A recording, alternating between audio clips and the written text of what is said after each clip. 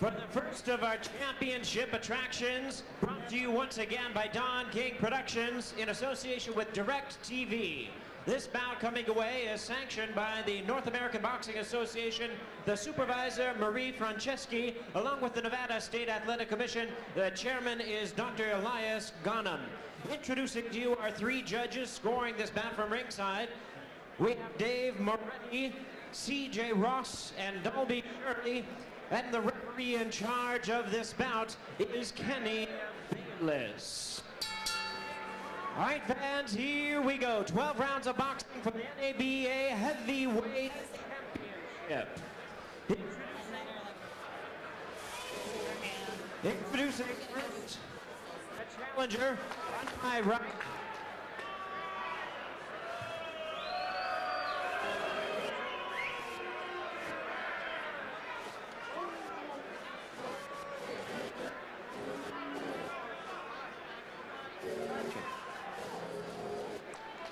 All right, obviously they're having a little technical difficulty here with the house mics. It's kind of strange. Last night they were having that difficulty as they were testing all these mics out, and they got it all squared away. They did the same thing with the lights, and all of a sudden, when the show is live, they come up with these problems. They've changed the batteries about 6 times in these microphones, but evidently there's a dead area in here, and just some of the things that you have to put up with when you've got a situation where there might be a dead spot in the transmitter in this microphone. I don't know, but the sound guys, it's a nightmare for them, I'll tell you.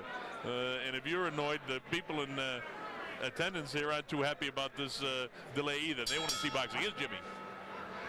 All right, fans, check. All right, fans, here we go. Introducing first the challenger on my right, fighting in the corner, wearing a light Talahini, Oklahoma. He weighed in at 201, a record of 20 wins, draws. He had 15 wins coming by way of knockout from the nation, introducing a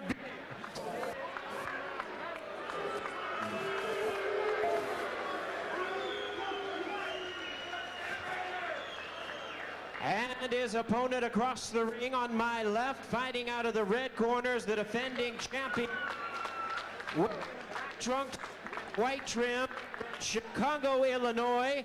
He weighed in at 296, bronze medalist, undefeated campaign to the professional ranks at 15 wins, no losses, 1 draw. Out. Here is the champion.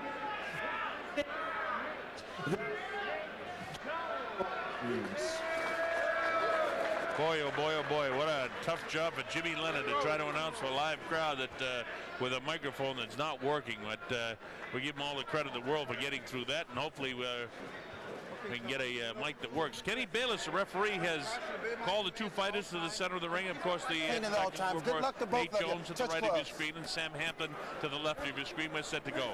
Bob Sheridan working with me is Mark Goldberg doing all our feature interviews and getting a bit of the color around tonight. So we apologize for the technical problems, but it's really sort of out of my hand when the house mic doesn't work. So we ask you to be patient with us, and hopefully what we see now will make it terrific. Kenny Bayless has him set to go, and we're ready to go with our first round of this 12-round NABA Heavyweight Championship fight. Nate Jones to the right of your screen. Big, strong guy. He's a guy that's improving with every fight. Sam Hampton knows how important this fight is to his career.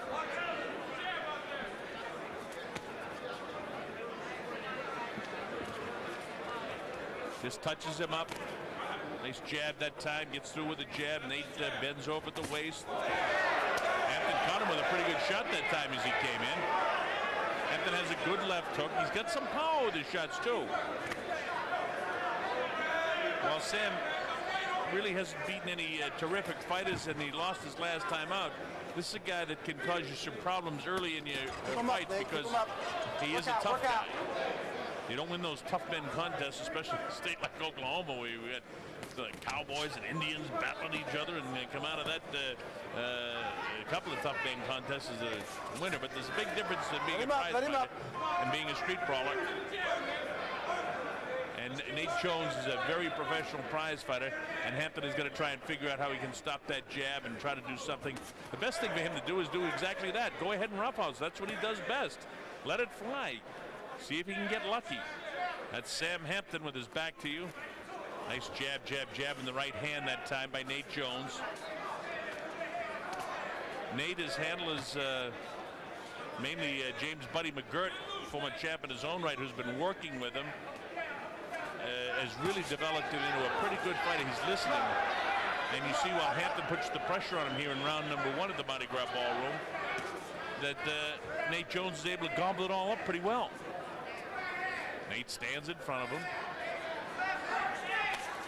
Looping right hand gets through, but Nate just grabs hold of him. He knows exactly what to do.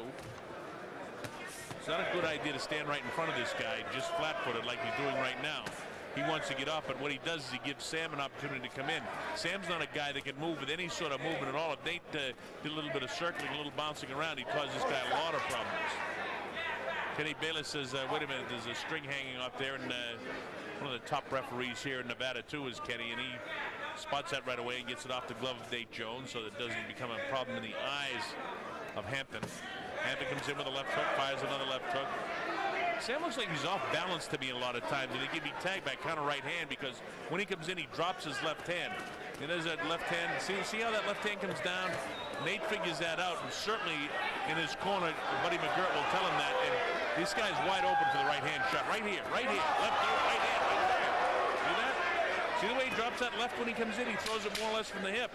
Closing seconds now of round number 1. And listen up for the big one coming up. Felix Trinidad and Fernando Vargas this weekend. Hey!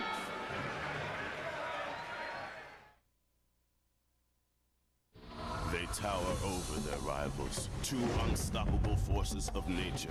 Felix Tito Trinidad strikes like lightning. Ferocious Fernando Vargas hits like an earthquake. They're two unbeaten champions on a collision course, and this is the fight of the year. Trinidad versus Vargas, December 2nd, live on Direct Ticket. Don't miss Forces of Destruction, live on Direct Ticket pay-per-view channel 101. Be there when the storm hits. All right, there he is, Sam Hampton. Didn't have an especially good round. Chuck McGregor, Steve Monasseri work with him. All right, watch this shot now. Nate with the uppercut, nice looping right hand. That right hand is there all night. Watch this again, different angle, same thing. Boom, look at that shot there. Sam gobbles it up and gets back on his heels. Here we go, round 2. Bob Sheridan here at the Mardi Gras Ballroom. You're watching Direct TV, exclusive Direct TV, coming to you live from New Orleans in Las Vegas, Nevada. We're glad that you can be with us. Our first fight of the evening, if for some reason you just joined us, Carlos Quintana score a second-round TKO over Rosember Palacios. And now in this fight, we're in round number 2, as Nate the Snake Jones in the black trunks is kind of having his way with Sam Hampton.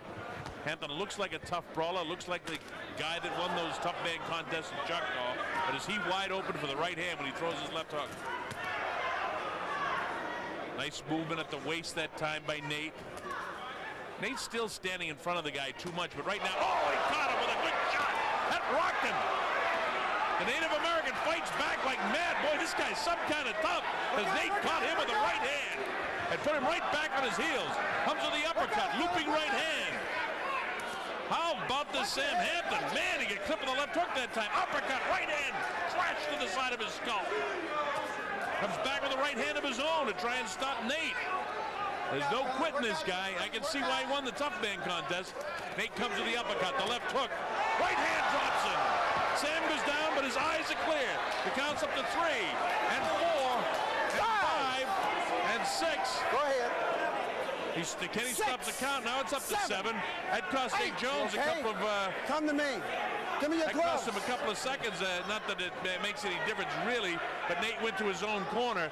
Kenny Bayless right on the spot to send him to the neutral corner. He's ready to go. Big left hook. Right hand caught him again. Kenny looking into the eyes of big Sam Hampton, who's ready to go. He's back on his heels. He's as tough as they come, but Nate has got his number. Big right hand, uppercut, right hand, uppercut. He's at the point where Kenny can stop this fight if he can't defend himself. He's taken 6 or 7 clean shots. Up uppercut again. Nate really teeing off on this guy. Bangs the body. 50 seconds to go. Holds him with the left hand. Bangs him with the right. He better answer. Kenny will stop the fight. And he does.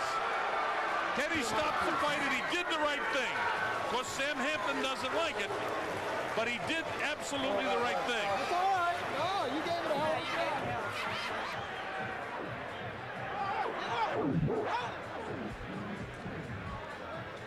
So a pretty good finish for Nate Jones. That'll be scored as a second round TKO as well. And if we get a hardwire microphone for Jimmy Lennon Jr., we might hear the official announcement.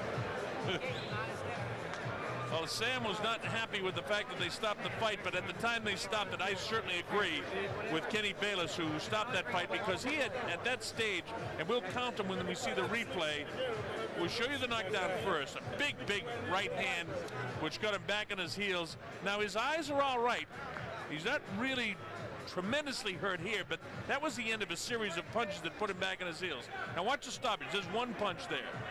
There's 2, 3 good ones, 4 hard shots, and Kenny says that's it. And right before that series that we showed you, there are about 7 or 8 other punches that I was in the process of saying, you know, if he doesn't answer, if he doesn't protect himself, that Kenny would move in.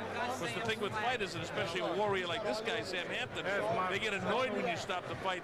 But when your head is cleared, there's 2 or 3 seconds, and sometimes only 1 second after the referee stops the fight, it's very, very clear that Kenny did the right thing.